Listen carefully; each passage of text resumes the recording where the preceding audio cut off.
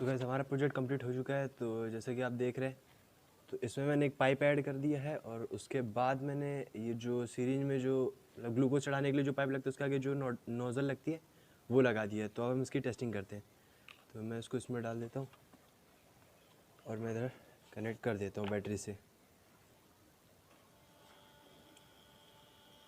तो ये देखिए मैंने बैटरी से कनेक्ट कर दिया। अब इसकी पावर देखिए, इसका अच्छा प्रेशर है। तो आप बताइएगा ये वीडियो आपको कैसी लगी। मिलते किसी एक और के लिए, तब तक के लिए बाय।